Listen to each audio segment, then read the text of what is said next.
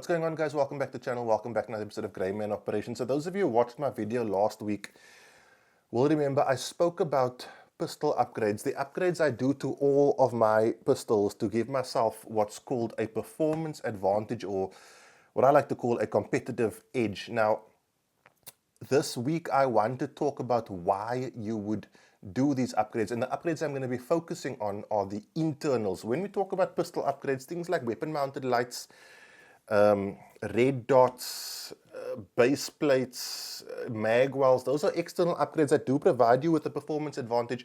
But once you start going internal is where the real big deals happen. Your triggers, your recoil springs, etc. Now, in my research, I came across a few videos from a very good friend of mine, Adrian. He's the main guy at Kinetic Solutions. I will leave them linked down below. Just to give you a brief history on what Adrian's doing and who he is. Adrian is a world championship level competitive shooter. He also spent, I think, like over 3 decades in conflict environments. He was in the Middle East during the global war on terror. He's been to South Sudan many times. He's been to Ukraine. He's also been to Afghanistan again recently. I basically met Adrian a few years ago when I did my tactical combat casualty care and medical emergency ground tactics course up in Johannesburg. And him and I have become extremely good friends. We chat practically daily. And so he's done a series called The Performance Advantage. He's done the first 2 episodes on his Instagram page. I've captured those videos and I'm going to put them in this video. It's a great source of information. I highly encourage you to watch this video to the end, especially if you are someone who is thinking about upgrading the pistol to enhance your performance, because there is performance to be gained. Give this video a watch, you'll really enjoy it. What I'm going to do is I'm going to put the first segment in. It's a segment on recoil springs. Then I'm going to come back and do a draw where I'm going to give away $2,000. In the month of December, I'm giving away $2,000 a week to my patrons, 1,000 Rand to each patron. If you want to join on Patrons, it's the first link in the video description below. If you're watching on YouTube, if you're watching on Facebook or Instagram, it's the first comment. And so I'm giving away $2,000 this week, $2,000 next week, $2,000 the week after that. I give away gear or money or spots and training courses every single month on Patreon. So if you want to join in and get in on that and support my channel for the cost of a few bucks, it's like $5 to join, please do so, because it is my patrons who's keeping this channel alive. This is amazing high-level information. Adrian was a team leader over in the Middle East. He was also a deputy program director, where he was in charge of over 400 men, 120 armored vehicles, 7 MRAP teams, 3 fixed-wing aircraft, 3 rotary-wing aircraft, $5 billion worth of equipment. Okay, so he's someone who really knows what he's talking about, and you're getting extremely high-level information. Please also give him a follow on Instagram. That's enough rambling from me. Let's switch the view, please, guys. Remember, Adrian is new to this thing, so the video quality might not be that great, but the information is exceptional. Let's switch it and have a listen. Hey everybody, Adrian here, Kinetic Solutions. Welcome to the channel. And today we are going to have the first part of a series of videos called The Performance Advantage. Why the performance advantage? Well, it's quite simple. When we get into some sort of a life-threatening situation and we need to use a firearm, we need to be at our best performance. So why would we not increase our performance to the highest it could possibly be? The reality of life-threatening situations is that you will not respond the way that you do in training in terms of your performance. Combat performance is not the same as range performance when there is no consequence, and particularly the consequence of life or death. Therefore, you need to give yourself the greatest possibility to survive that you possibly can. That's been done with the level of training you have, the amount of training you have, the weaponry you have, and how good that weaponry is in your hands. You can have the greatest weapon on the planet, but if you don't train and get your skills to a high enough level, it might just not be enough. In particular, what we're going to talk about in the Performance Advantage, the first 3 episodes, is the pistol itself. How can we take that pistol and make it work more for our advantage to give us a better chance of survival?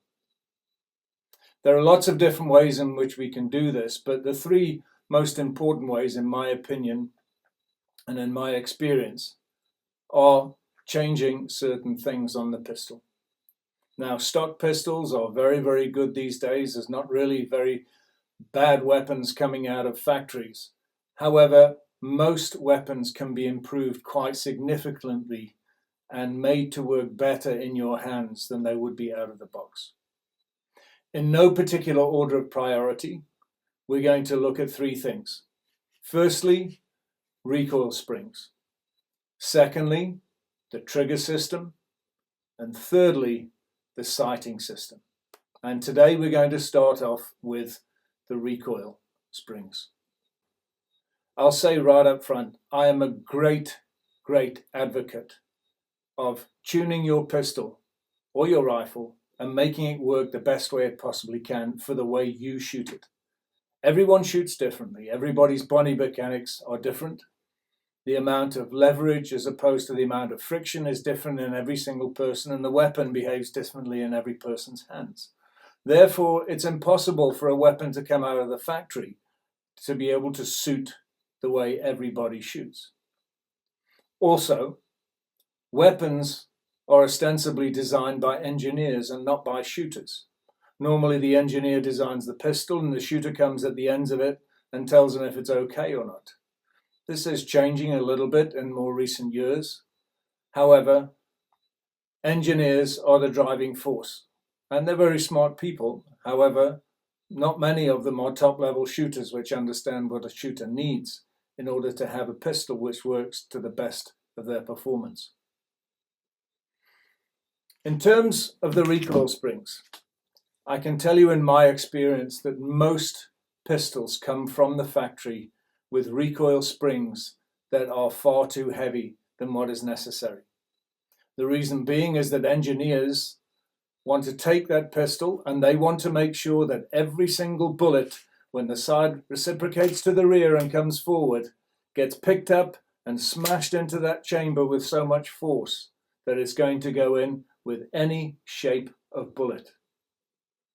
That's all very well, but that can lead to other problems, for which we're going to go on to explain right away.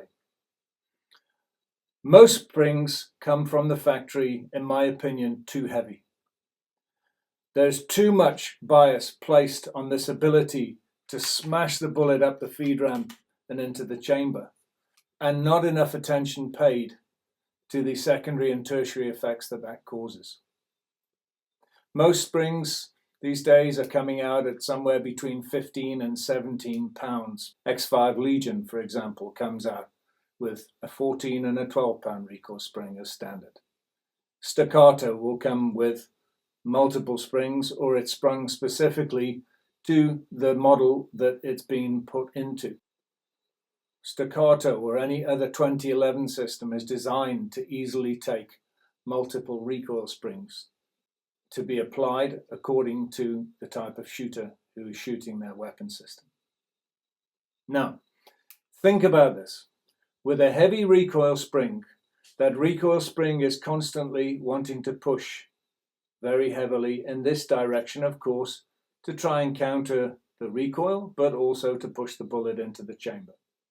With a heavy recoil spring, what happens is the slide goes back. It reaches the back of its reciprocation. It holds there for a fraction of a second, and it closes very, very quickly. Very, very often pushing the slide past its original position down below it and coming back up. In terms of what the shooter sees if he's got a red dot, for example, or the same with iron sights. The sights will go up, the sights will return, they'll dip below where they originally were, below the sight plane, and they'll come back up.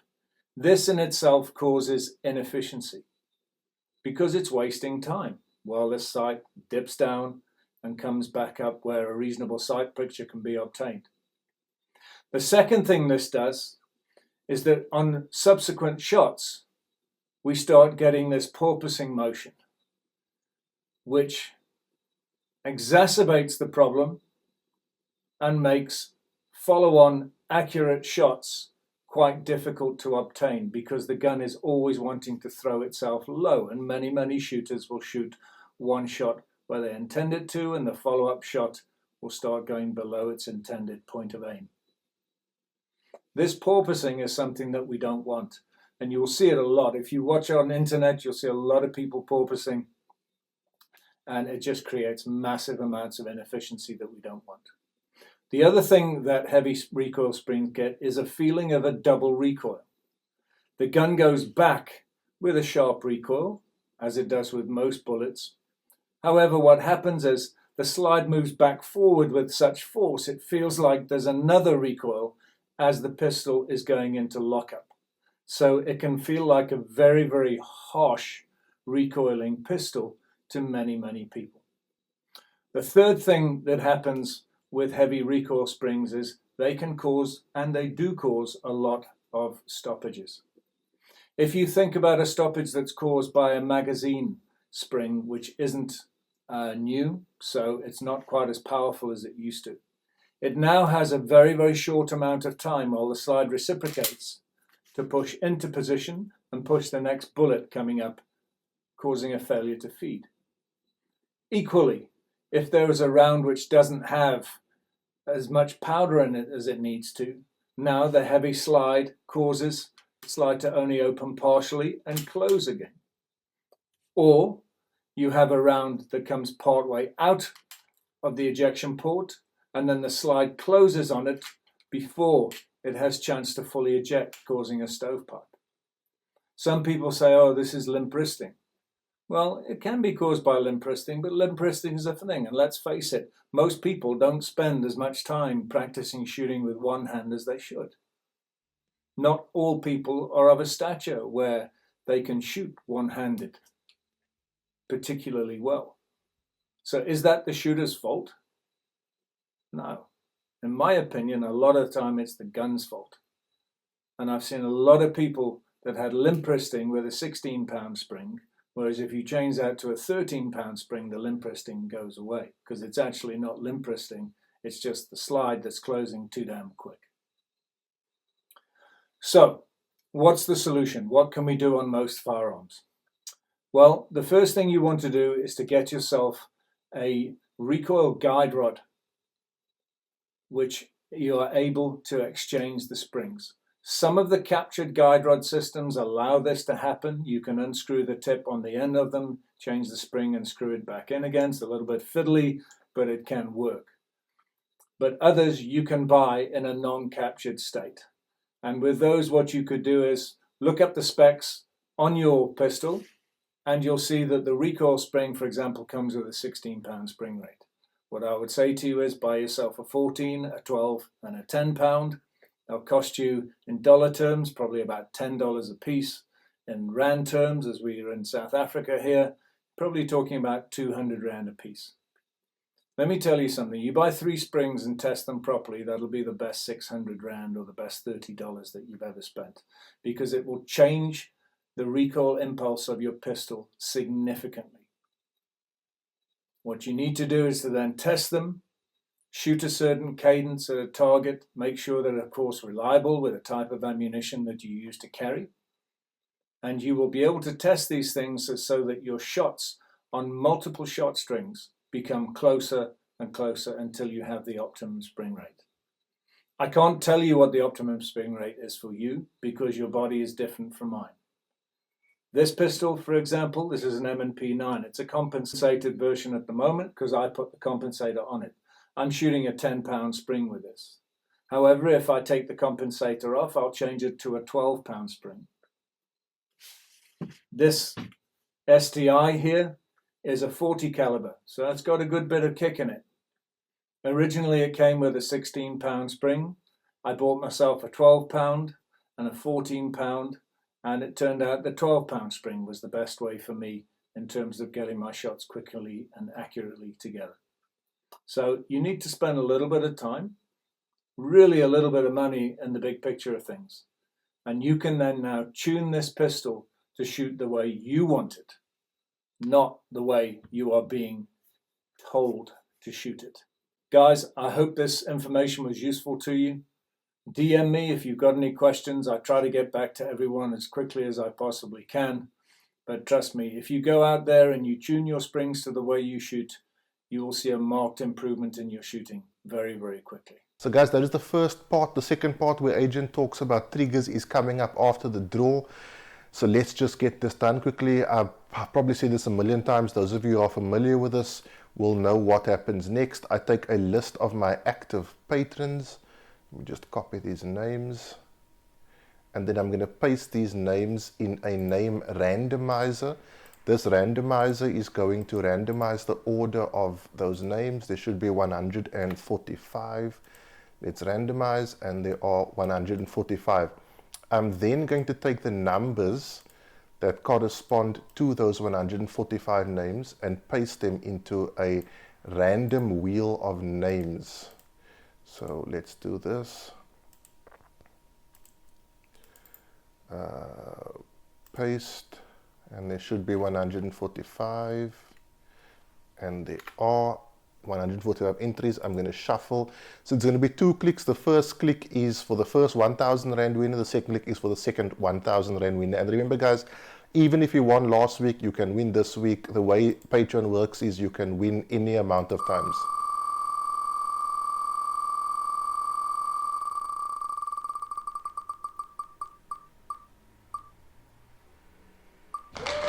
So the first winner is number 111. Let's see who 111 is. 111 is going to be Anise Edwards. So well done to you, Anise. You're getting yourself $1,000. And let's do the next one.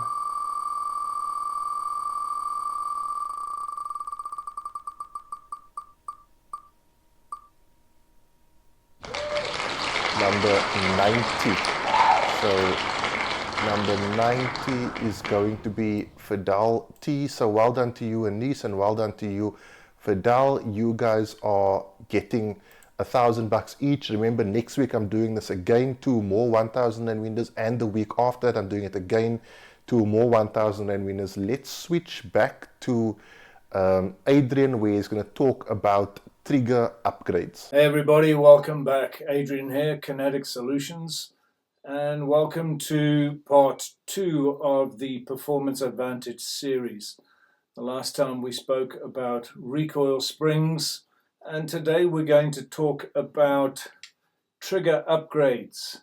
Now, just in case everyone's watching and complaining because they haven't seen, this weapon is safe. No magazine, no rounds in the chamber, and there's no one else in the room either, so nothing to worry about. So, trigger mechanisms. I think we can all agree that most pistols, in fact most weapons, come from the factory with pretty mediocre triggers. They tend to be on the heavy side, they tend to be grainy, got a lot of creep, and they're not particularly nice. And it's going to be one of the first things that you probably want to go and change if you're considering tuning your pistol for the ultimate performance that you can get out of it. However, there are a lot of pistol manufacturers out there producing very, very good trigger systems. However, they're quite different. So to the uninitiated, which one do you choose? Do you choose the Geisley or the Timney trigger system for your AR-15? Do you go for the Apex trigger, or do you go for a Balva tactical trigger? Both are very, very good trigger systems, but which one should suit you the best? And to be honest, most people just take their best guess. They watch enough reviews, and if 9 out of 10 reviews on one particular trigger system that looks cool to them and sounds cool to them gets a good review, then that tends to be the one they choose, and they're really not making an educated decision. Now, trigger systems are quite particular in terms of what might be the best trigger system for me might not be the best trigger system for you. A lot of it depends on my hand size. It also depends upon how I grip the pistol. So if I grip a little bit deeper in the pistol, my trigger finger is going to be further away from the back of the grip than it is for somebody who takes a more shallow grip on the pistol. So let's talk about the grip first of all, and that distance which is between the back of the grip right up here on the tang and the trigger itself. Well, we need to have a look at the triggers and how they work, and as well we need to look at our body's mechanics and see how the mechanics work as well. So you can see that the trigger on any system generally works around a pivot point. So if we were to look at it on this little baby here, it's working forwards and backwards on an arc. It's not the same for all trigger systems. The 1911 and the 2011 triggers, for example, are not the same. They just go straight back. Okay, that doesn't take away the theory from applying to these as well, and I'll come on to that in a few minutes. But if you imagine this arc moving here, and you imagine it at exactly 90 degrees, if you can imagine that if it's moving from a forward position past dead center 90 degrees to a rear position, you can see that if your finger is moving along this arc, which it is, at this point on here, it is pulling in this direction. Once it goes past dead center, it's pulling again in this direction. So what it's doing is it's pulling left and low if you're right-handed, right and low if you're left-handed. That's just the way that your body works. If we also look at the same way in which your trigger finger moves, it also moves along an arc. So if we place the same application to this side of the arc, it is pulling from my right to my left. And after this part in dead center, it is also pulling from my right to my left. So the place in which your trigger breaks needs to be as close as you can possibly get it to that point at 90 degrees where you are having the least amount of interference, the least amount of pressure that's not pulling exactly from front to rear. Now, if I hold this here, this is a apex flat-faced forward set trigger, and I picked this trigger specifically because the trigger was forward set. I bought this gun, I loved this gun from the outset, but I did not shoot it well until I got this trigger system. And it was, in fact, it was the third Apex trigger system that I got. My problem with this pistol was that the trigger used to break far too far to the rear for my hand. I increased the backstrap size to make it the largest it could to push my hand further away to try and get more separation to my trigger finger. It wasn't enough, so I was still pulling it and it was breaking very, very lightly and exactly how I wanted to, but it was breaking back here instead of forward here. And it was only when I got the forward set trigger that now I could have my finger on this trigger and it broke at that 90 degrees or as near as damn it, so that I could shoot it the way I wanted it. Obviously a person with a shorter hand then, if it's got this particular trigger, a smaller hand will need a smaller backstrap. You won't want the largest one as I've got on this here. You want maybe a medium or a small. In the same way, if you've got absolutely gargantuan hands, you're going to have a problem with most types of firearm because you're always going to be pulling a little bit too far to the rear. So guys, what you need to do is really go out there, have an educated guess if you can't get your hands on the exact trigger system you want. Have a look at your hands. Do you have a large size hand? My hands are large. I'm 6'2", I'm about 90 kilos. So I'm not huge, but it's a large hand. So I need a fairly large grip on my pistol. I would say to you, if you've got a large size hand, you're going to probably want to err towards a trigger which is set forward. And if you've got a very small hand, then a trigger which is more naturally set to the rear, such as the original triggers on these Smith & Wessons, then those will be fine for you. So what other considerations do we have? Well, let's have a look at the trigger length of pull and the over travel. Well, going back to the arcs that we were working with earlier, a long trigger pull has more propensity to get you into these arcs, which are forward and behind of what is optimum here at 90 degrees. So a shorter trigger travel, just in accordance with physics, is going to give you a much better trigger pull. The weight of the trigger pull, that's very, very much a personal opinion. I know top shooters who are shooting, for me, what are really heavy triggers. I shoot light triggers. My trigger on this pistol is about 3 pounds. My trigger on this pistol is probably about 3.5.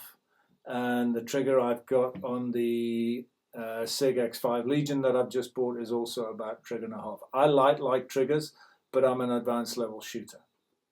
I'm not going to tell you that you should get a light trigger or a heavy trigger. I'm not going to advise you to get a light trigger or a heavy trigger. You need to go and find out for yourself what works for you best. What I would say though is that you're still up and coming. If you're not up to a really high level of shooting, I would err towards a kind of a mid-range trigger for carry. Anything between 4 and 5 pounds is probably pretty safe for most people, but you have to make your own decisions. I'm not trying to tell you what to do.